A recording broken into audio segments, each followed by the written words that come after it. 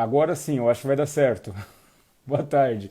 Hoje é segunda-feira e nós temos live agora às 3 horas.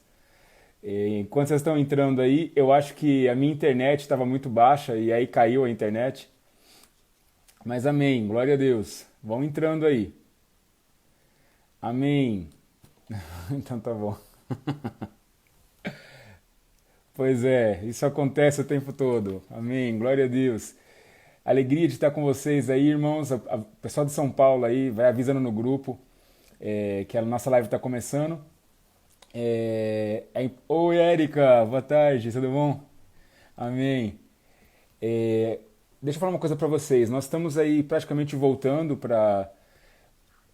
ao normal da cidade, né? Se é que nós podemos dizer que o antigo era normal, né?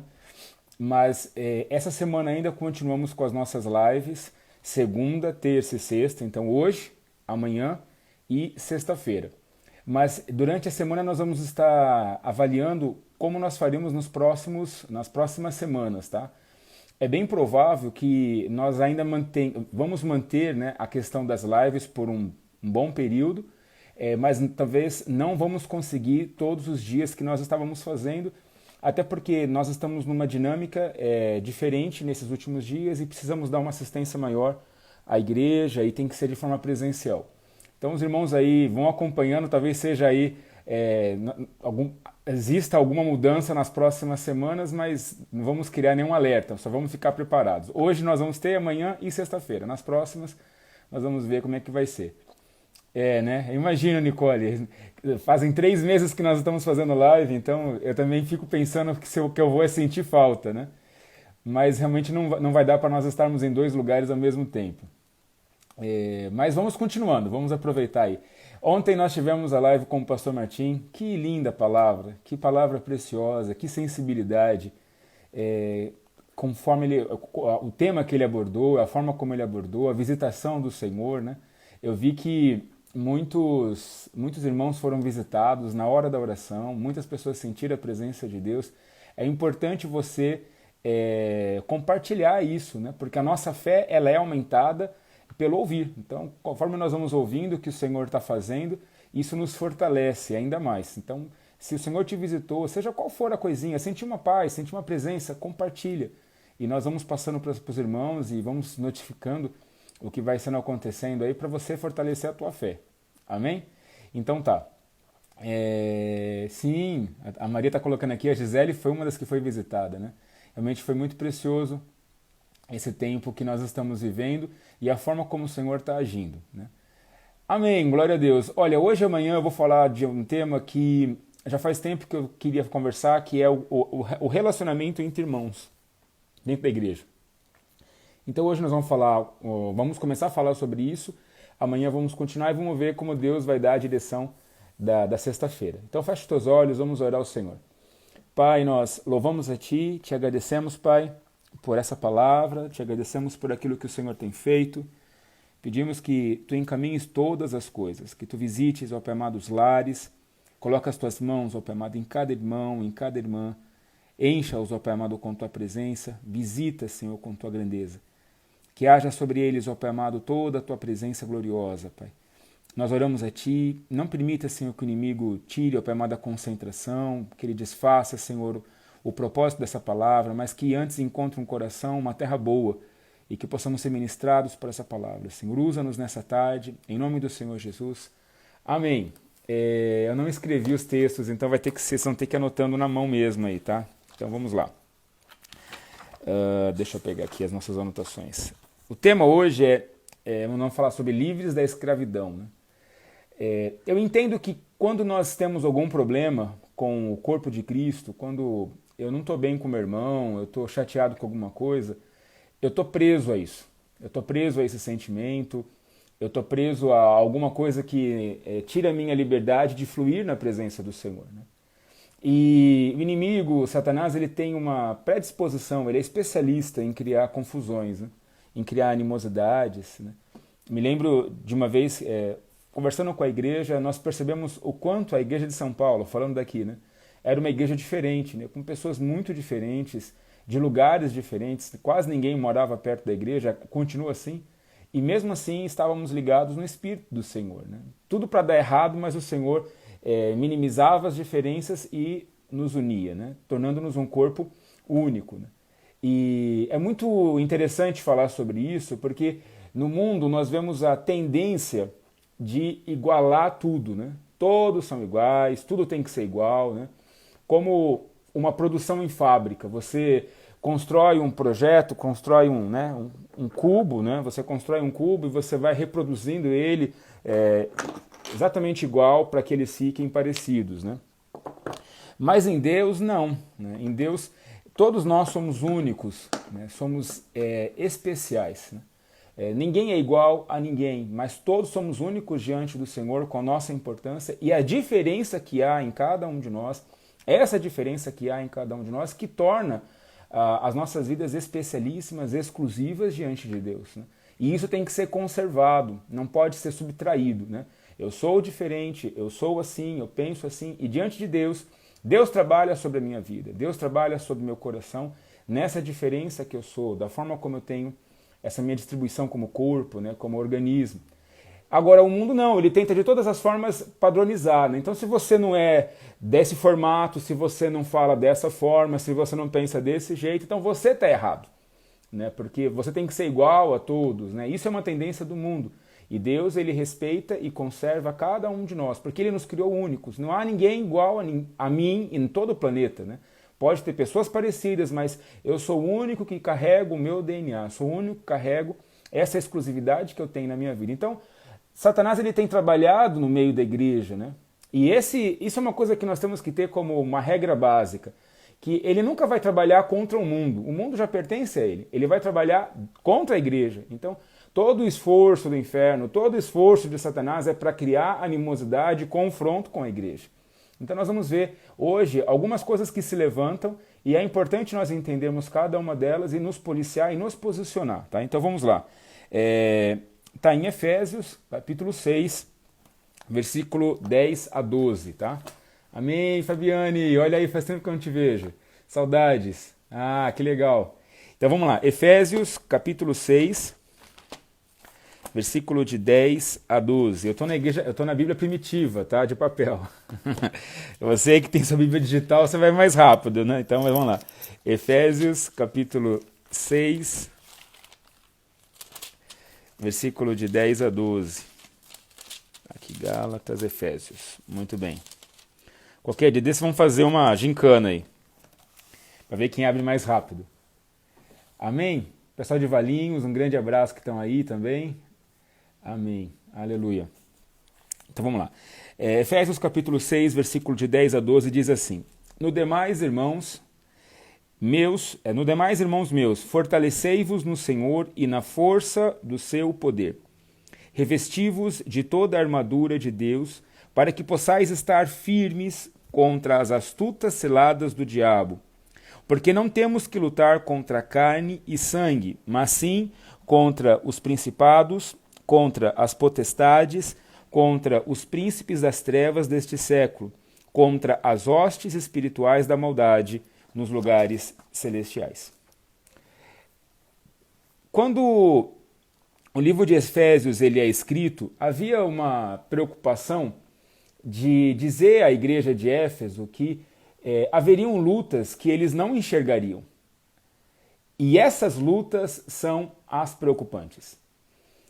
E as demais lutas, elas não é que elas não sejam importantes ou não é que elas não importam, mas as demais lutas, elas se resolvem com uma intimidade com Deus, um quebrantamento de coração, uma vida rendida ao Senhor. E na igreja, tanto em Éfeso quanto na atualidade, na igreja de hoje, acontece o inverso. Então, nós nos importamos se o irmão, se a irmã está me olhando de cara feia, se eles concordam ou não concordam com a minha ideia, mas desconsideramos que por trás de toda essa animosidade há todo um inferno trabalhando contra a nossa vida, a nossa amizade, a nossa união orgânica dentro de igreja, né? A igreja ela não pode ser um patrimônio, a igreja ela não pode ser um prédio. A igreja precisa ser um organismo. E um organismo, ele reage de diversas maneiras, né? A minha unha cresce o tempo todo, o meu cabelo cresce o tempo todo. Eu aumento e diminuo de tamanho, né? Alguns ainda crescem, outros o cabelo fica branco. Então, há uma transformação diária no nosso corpo, há uma transformação diária no ser humano em si. Da mesma forma, assim é a igreja. A igreja, em todo o tempo, ela precisa ser transformada, ela precisa ser ajustada. E esses ajustes, essas transformações, criam choques. Milhares, milhões de células do meu corpo vão morrer hoje porque é natural que elas morram, né? Pele vai soltar, cabelos, fios de cabelos vão cair, e tantas coisas vão acontecer no meu corpo que ontem não aconteceram e que hoje precisavam acontecer. Da mesma forma, quando nós olhamos para uma igreja, para um organismo, muitas coisas acontecem dentro da igreja que precisam acontecer por N fatores para aprimorar a intimidade com o Senhor, para levar a igreja a uma certeza de uma fé, a uma revelação genuína. E nós temos que estar atentos se toda essa transformação ela provém de uma autorização, de um trabalhar, de uma disciplina de Deus, ou se é Satanás com suas setas, se é ele trabalhando com seus enviados, com os seus emissários, para derrubar aquela estabilidade, aquela união, aquele amor que existe entre os irmãos. Então a igreja de Éfeso, ela estava sendo bombardeada por todo tipo de coisa, né? Eram pessoas, judeus, que não tinham largado o judaísmo e queriam mudar o cristianismo, voltando aos rudimentos da lei. Eram pessoas pagãs que estavam se infiltrando no meio da igreja e que queriam trazer seus hábitos pagãos, ímpios, mundanos. Eram pessoas que nunca tinham se convertido, eram pessoas que estavam rasgando a sua fé. Então todas elas estavam naquele contexto e precisava haver uma palavra dizendo, olha, se você continuar brigando com o teu irmão, se você continuar confrontando o teu irmão, quem perde é a obra do Senhor. E é aqui que nós fazemos uma pausa e falamos algo muito precioso.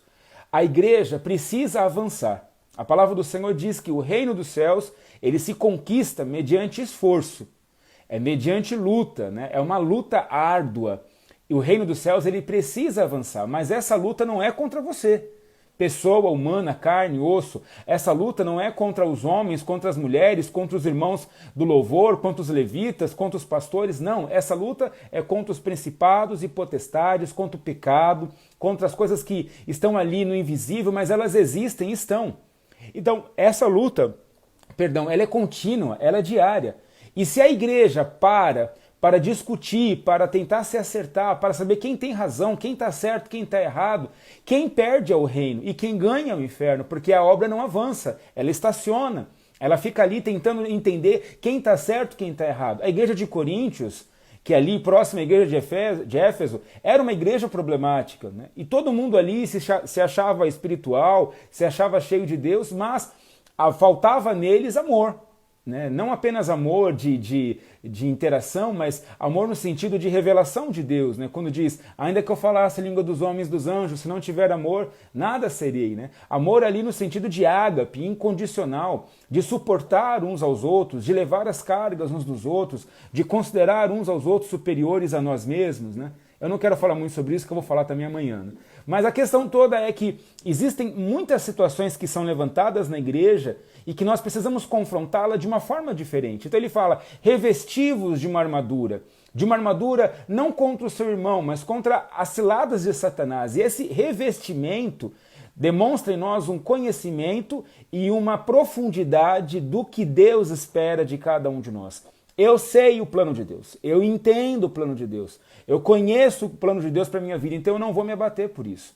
Eu não vou me melindrar, eu não vou me magoar, eu não vou deixar de fazer a obra do Senhor, porque de alguma maneira eu sinto uma seta, uma cutucada, alguma coisa que se levanta para a minha vida com esse propósito, atrasar esse avanço do reino dos céus. Todas as vezes, eu digo, né, da nossa história como pastores, todas as vezes que nós estávamos prontos a dar um passo diferente nesse ministério, na nossa caminhada, Satanás ele enchia a nossa casa de problemas, ele sobrecarregava os nossos olhos para nós desviarmos a atenção, para que todas as coisas pudessem estar voltadas para o lado e não para frente.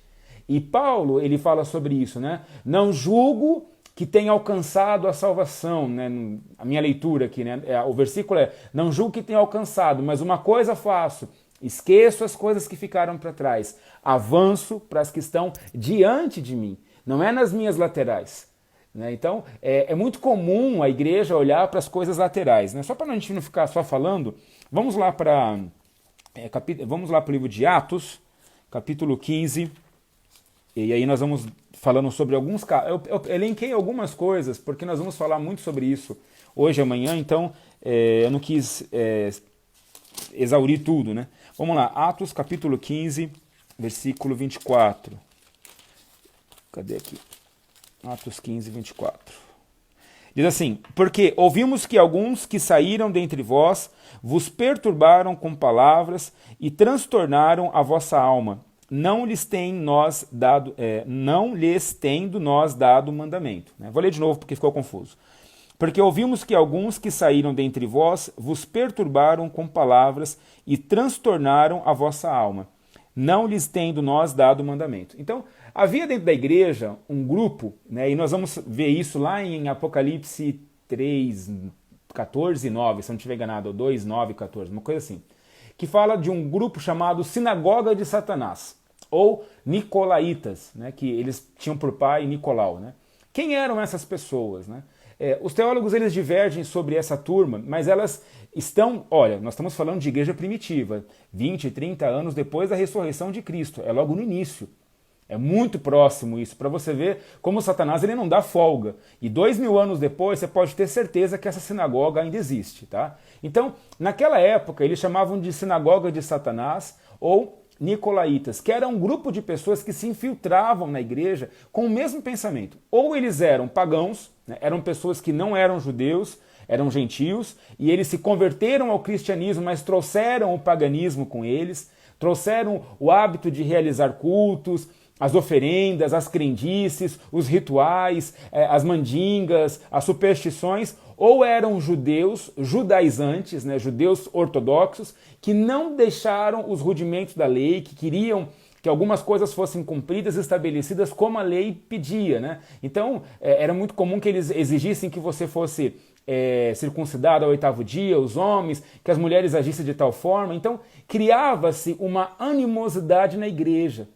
E aí Paulo, na igreja, aqui em Atos, logo no início, ele fala justamente sobre isso. Olha, já existe alguns irmãos que saíram, inclusive, do meio de vocês, porque eles se sentiram confrontados por essas pessoas. Né? E qual seria o comportamento, então, correto, pastor? A gente tem que pegar essas pessoas e pedir para elas saírem da igreja, né? Nós temos que bater nelas, nós temos que desmascará-las, porque esse é o sentimento do mundo. Não. A igreja precisa ter uma revelação muito maior do que essa, né? E entender que aquelas pessoas agem dessa forma porque elas encontraram, porque Satanás encontrou brecha para, através da vida delas, entrar na igreja. A igreja precisa ser um lugar diferente do mundo. A igreja não é um lugar de pessoas perfeitas, mas de pessoas que estão convictas de seus pecados e que necessitam da graça e do socorro do Senhor. Então eu tenho que olhar para o meu irmão, seja ele muitas vezes um instrumento, seja ele um confrontador, seja ele alguém que não entende a palavra, e saber que ele faz isso por não conhecer a Cristo. Porque no momento em que a pessoa conhece a Cristo Jesus, a consciência da sua natureza de pecado, ela vem instantaneamente. Não tem como alguém que chegue diante da presença de Cristo e não chore, se quebrante e diz: eu realmente tenho pecado, eu realmente tenho estado estranho diante da tua presença, eu preciso mudar. Se você verdadeiramente é um filho de Deus, essa noção, esse sentimento, esse quebrantamento, ele é constante. Ele é diário. Não tem um dia sequer que nós não digamos: Senhor, tenha misericórdia de nós. As tuas misericórdias são o motivo de nós não sermos consumidos. Né? O próprio Davi, ele fala isso lá, acho que Salmo 87, que ele fala no 51, eu fui concebido em iniquidade. Ele mesmo não tira a culpa dele, mas ele entende que o Senhor, através da vida dele, ele pode ser uma bênção para os outros. Mas sem o Senhor, ele é terrível, ele é só carne. Então a igreja não tem que ser aquela que luta para tirar as pessoas no corpo a corpo, né? E é interessante porque quando nós falamos da igreja de Esmirna, lá em Apocalipse, o Espírito Santo fala assim: eu vejo o quanto vocês combatem o espírito dos nicolaítas, combatem a sinagoga de Satanás. E muitos levam à luz da palavra, né, literal. Como que eles combatiam? Eles batiam, colocavam as pessoas para fora, eles, sei lá, saíam no corpo, saíam de soco, convidava para sair da igreja? Não. Eles dobravam o joelho e oravam para que o Espírito do Senhor viesse e agisse de forma sobrenatural. Aqueles que são do Senhor permanecem, aqueles que não são do Senhor, eles naturalmente vão saindo, porque o próprio Deus cria um ambiente de santidade, cria um ambiente ali onde a tua presença é gloriosa. Eu não consigo ficar num lugar se eu estiver em pecado, né? O pecador foge. Como Adão, quando peca, ele se esconde diante de Deus. Então nós olhamos e percebemos que uma das setas que Satanás trabalha é com esse público, né? A sinagoga de Satanás. São pessoas que trouxeram para a igreja o mundo, trouxeram para esse lugar, para aquele lugar que deveria ser um lugar santo, aquilo que nunca agradou ao Senhor e não querem deixar. Não quer dizer com isso que eu vou olhar de olho, perdão com a palavra, mas vou olhar estranhamente, eu vou olhar confrontando a pessoa, mas eu simplesmente vou orar ao Senhor e dizer: Deus, age sobre as nossas vidas, né? Muda a nossa igreja, muda os nossos corações, muda aquilo que somos. Então, a primeira coisa que nós vamos ver aí de seta vai ser a sinagoga dos Nicolaítas. Vamos agora para Atos 15:39. Atos 15:39 diz assim: E tal contenda houve entre eles que se apartaram um do outro. Barnabé, levando consigo a Marcos, navegou para Chipre. Né? Uma outra coisa que pode acontecer é quando duas pessoas elas possuem ministérios diferentes e elas entram em choque por ideias. Né? E aqui é importante nós sabermos que todo o tempo acontece isso. Né? Às vezes um irmão ele quer fazer algo na igreja e entende que aquilo é do Senhor e o outro irmão não entende, não quer, ou às vezes o pastor diz: olha, nós vamos nós vamos andar por esse caminho, alguém diga: eu não concordo com o pastor e por eu não concordar com o pastor eu vou embora da igreja. Né? Não está certo. E aqui eu tenho que fazer uma observação sobre Barnabé. Então, Paulo e Barnabé, eles discutiram a respeito de Marcos. Né? Barnabé tinha um sobrinho que chamava Marcos e ele queria levar esse sobrinho na viagem missionária que eles iriam fazer. Mas Paulo olhou para Marcos e viu que ele não estava preparado pelo comportamento dele, pela atitude dele. E Barnabé, então, o que ele faz? Ele não concorda com isso e há ali uma ruptura. Mas Barnabé era um homem de Deus. Em nenhum momento ele confrontou a Paulo, em nenhum momento ele praguejou a Paulo ou rasgou a fé, mas ele entendeu ali que os caminhos deles não andariam mais junto. Ele continuou com o seu sobrinho, ministrando o seu sobrinho, levando ele para o discipulado, e Paulo seguiu a viagem missionária que já estava programada. Né? Quando há um confronto de ideias dentro da igreja, quando duas pessoas pensam diferente, o caminho é maturidade. Termos uma maturidade no Senhor, termos uma ideia exatamente concreta do que o Senhor espera de nossas vidas. É necessário sermos um homem de Deus, uma mulher de Deus, para entendermos que talvez aquele momento não é o nosso. E retrocedermos e recuarmos, como Barnabé fez. Ele sai de cena para não ofuscar aquilo que estava sobre a vida de Marcos. Não importa quem tinha razão ou quem não tinha razão. Né? Nós sabemos que Marcos realmente era problemático, imaturo, né? E lá na frente ele vai ser usado pelo próprio Paulo. O próprio Paulo fala: me traga Marcos, porque agora ele me é útil. Mas naquele contexto da briga, da contenda que houve entre os dois, era para que um ficasse de um lado e o outro ficasse do outro. E aquilo ali providenciou que a obra crescesse. Porque enquanto Barnabé e Paulo estavam andando juntos, a obra cresceu de um jeito. Quando os dois se separaram, ela se expandiu para os dois lados. Mas precisava ter briga. É aqui que nós temos que entender esse detalhe. Eu sei exatamente o que o Senhor tem falado ao meu coração, assim como você tem sabido o que o Senhor tem falado ao seu coração, mas todos nós trabalhamos para o reino. Não precisa ter brigas, não precisa ter desavenças. Vamos seguir juntos, mas cada um com a direção do Senhor. O pilar poderia ter sido Marcos, mas o Espírito do Senhor, a graça do Senhor estava sobre tudo e eles estavam agindo. Então, muitas vezes Satanás ele se aproveita de uma situação dessa para nos afastar, para tirar a igreja do seu prumo, né? Dividir a igreja, cada um vai para um lado, então não quero mais saber de igreja. Não, cada um tem o seu propósito, cada um tem o seu ministério. É muito comum, irmãos, que as pessoas queiram ser centralizadoras e fazer sombra para as outras. Né? Então, se não for eu que estiver fazendo, ninguém pode fazer. Né? E isso também está errado, porque não havia esse sentimento nem em Paulo, nem em Barnabé. Os dois foram instrumentos de Deus, porque eles eram homens de Deus, não permitiram que aquilo atrapalhasse a obra de avançar. E a igreja de Antioquia, que era a igreja que os enviou, ela então ganhou e cresceu grandemente, porque fortaleceu dos dois lados, tanto de Barnabé quanto de Paulo. Vamos para Timóteo, 2 Timóteo 4:3. Vamos lá. Eu estou falando algumas coisas, só mais duas, tá? 2 Timóteo 4:3. Cadê aqui? Diz assim: porque virá tempo em que não sofrerão a sã doutrina, mas tendo comichão nos ouvidos, amontoarão para si doutores conforme as suas próprias concupiscências. Né? Uma outra coisa que se levanta sobre a igreja é quando as pessoas elas já não estão ligadas no Senhor. Né? Elas estão ali na igreja, mas elas não estão sendo ministradas pelo Espírito. Então a palavra do pastor ela é chata, o estudo não interessa, a comunhão com os irmãos não é agradável, e aí as pessoas procuram uma desculpa para sair. Elas procuram uma doutrina, uma ideia, uma tese. É exatamente isso que Paulo está falando para Timóteo. Né? O comichão é coceira no ouvido. Né? As pessoas começam a ficar irritadas com o que estão ouvindo, então elas buscam pessoas que auxiliam os seus conceitos. Né? Quando você olha em rede social, é cheio disso. É crente que acha que é assim que tem que ser a palavra, é crente que acha que tem assim a palavra, é crente que acha que tem que ser assim a palavra, mas nenhum deles se baseiam na Bíblia.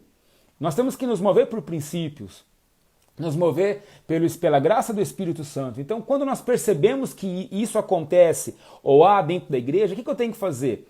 Novamente, eu tenho que buscar a presença do Senhor e saber que aquilo ali são setas que o inimigo está soltando contra a igreja. A percepção que precisa haver, para nós não nos perdermos muito, né, crescermos muito esse leque, mas a percepção que tem que haver em nós é que o alvo de Satanás é a igreja. Em todo o tempo ele vai trabalhar e batalhar para que a igreja se dissolva. E a igreja estabelecida, ela é a representatividade do reino de Deus para uma cidade, para um lugar, para uma família. Ter uma igreja ou fazer parte de uma igreja é a certeza de que estaremos alimentados por uma palavra do reino. Então, se você destrói uma igreja, se você tira ela daquele lugar, aquele lugar fica em trevas, empobrecido, sem luz, sem ninguém que possa pregar uma palavra de verdade. Então, Satanás ele trabalha para desunião, para divisão, para rompimento, cria animosidade entre os irmãos e assim por diante. Aquele que deu a brecha sofre, mas a igreja sofre muito mais, porque percebe que ela fica enfraquecida com os seus membros. Tá? Vamos lá para João 13:8. Né? Cadê aqui? João 13:8. Eu estou acelerando porque eu estou comendo meu tempo aqui, irmãos. Vamos lá, João 13:8. Aqui. Disse-lhe Pedro: nunca me lavarás os pés. Respondeu Jesus e disse: o que eu faço não sabes tu agora, mas tu saberás depois. Desculpa, eu li errado. Disse-lhe Pedro: nunca me lavarás os pés. Respondeu-lhe Jesus: se eu te não lavar, não tens parte comigo. Né? Uma outra coisa que acontece na igreja é a imaturidade. Desconhecimento e falta de tempo com o Senhor. Né? Jesus estava lavando os pés dos discípulos, mostrando que aquilo ali era uma postura de um servo de Deus, né? de se humilhar, de se considerar um superior a si mesmo. Mas Pedro não entendia. E qual foi o comportamento de Pedro? Não quero. Isso acontece muito na igreja. Quando você tem pessoas que estão começando, elas procuram, às vezes, elas não compreendem, não entendem o processo, o caminhar, e muitas vezes elas questionam. Por isso que os irmãos mais velhos precisam ser amorosos. Os irmãos mais velhos precisam ser aqueles que dizem: não, meu irmão, não, minha irmã, é por aqui, ó. É por isso que nós fazemos assim, porque a palavra do Senhor nos ensina, a palavra do Senhor nos conduz, a palavra do Senhor, ela nos diz que é dessa maneira, e você traz a pessoa para um ambiente de amor. É como um irmão mais velho cuida do mais novo. Né? Agora, quando nós temos uma igreja de irmãos velhos, e irmãos velhos que não se converteram, ou de irmãos velhos que vivem na carne, não estão revestidos dessa armadura, quando eles encontram alguém novo na fé, eles matam a pessoa, fazendo ela acreditar que ela não sabe de nada. Nossa, você não sabe de nada de Deus, você nem conhece os caminhos do Senhor, esse lugar nem era para você estar aqui. E a pessoa se sente então excluída, se sente não inserida num contexto que ela deveria sim estar. É exatamente isso que Cristo está fazendo com Pedro. Ele diz: Pedro, se você não permitir que eu lave os seus pés, você não pode ter parte comigo. E aí Pedro, consciente disso, ele fala: então não lava só meus pés, lava a cabeça toda. Né? É isso que nós temos que compreender. A linguagem que nós falamos com nossos irmãos, a forma como nós agimos como igreja, é com amor. Né? tem mais uma aqui, vou ler só para o final, mas eu vou só para concluir aqui, né? Por que eu estou enfatizando todas essas setas que se levantam no meio da igreja? Porque talvez o Senhor nos leve a uma grande colheita. Talvez o Senhor, e assim nós queremos, amém? Você pode levantar a mão, fala amém, né? Talvez o Senhor nos leve a termos muitas e muitas pessoas nas nossas igrejas, né? Que o evangelismo alcance muitos lares, muitos corações. E como que essa igreja vai estar preparada para receber todas essas pessoas, né? Qual vai ser a linguagem de amor? Qual vai ser o revestimento? Qual vai ser a estrutura que nós vamos ter para recebê-los, né? Se ainda somos imaturos, se ainda somos pessoas que não se converteram, se ainda somos pessoas que temos dificuldade de perdoar um ao outro, se ainda somos pessoas que não são profundas no Senhor, todas essas pessoas se perderão e elas não ficarão, porque elas não se sentirão amadas, inseridas dentro de um contexto. Eu preciso ser diferente, eu preciso estar revestido de uma armadura, a minha linguagem tem que ser o amor, eu preciso ser uma pessoa que esteja pronto a servir, considero meu irmão superior a mim mesmo, sirva-o de coração, né? E para terminar, vamos para Lucas capítulo 21, 12. Diz assim, ó, Lucas 21, 12. 21, 12. Mas antes de todas estas coisas lançarão mão de vós e vos perseguirão, entregando-vos às sinagogas e às prisões e conduzindo-vos à presença de reis e governadores, por amor do meu nome. Né? Aqui Jesus está falando sobre os últimos tempos e que muitos seriam presos, muitos seriam conduzidos, muitos seriam confrontados, perseguidos, e isso aconteceu várias vezes na história, mas uma muito conhecida é quando o Império Romano ele escreve leis que permitiam a perseguição de judeus cristãos, de cristãos que estavam ali em Jerusalém e em Roma. Então o que aconteceu? As pessoas precisavam fugir. Talvez alguém diga, eu não vou fugir, eu vou confrontar, eu vou brigar, eu quero ver quem vai me tirar daqui. Esse sentimento humano nosso de tentar se permanecer no nosso direito, na nossa razão. Só que Deus estava por trás disso. E é aqui que nós temos que ter uma sensibilidade. Por que Deus permite que haja uma perseguição? Por um motivo óbvio, lógico. A igreja cresceu em Jerusalém. Estava enorme em Jerusalém. Toda Jerusalém já era cristã. Mas a Samaria, a Europa, a Ásia, a África não conhecia Jesus. E a igreja então se estabeleceu e se acomodou. E o Senhor por várias vezes dizendo, olha, avança, avança, vocês precisam avançar, sair. Então Deus permite que um homem se levante dizendo, eu vou persegui-los. E aí os cristãos eles fogem pelas estradas romanas e é nesse momento que o evangelho se expande. Ele cresce em todos os lugares. Então, nós precisamos entender esses detalhes, nós precisamos entender essas situações que são levantadas. Algumas são imaturidades, outras são brechas que os irmãos causam, outras são pessoas que são infiltradas por Satanás, mas outras situações são criadas pelo próprio Deus para que a igreja avance, para que as coisas aconteçam. O resultado final desse estudo de hoje, dessa palavra de hoje, é que nós precisamos ser sensíveis no Senhor, termos uma sensibilidade que não temos. Talvez você diga, pastor, então eu não tenho, porque quando alguém fala comigo que eu não concordo, eu me enfureço, eu já amaldiçoo a pessoa, eu saio da igreja, eu paro de falar, eu não consigo perdoar. Converse com o teu pastor.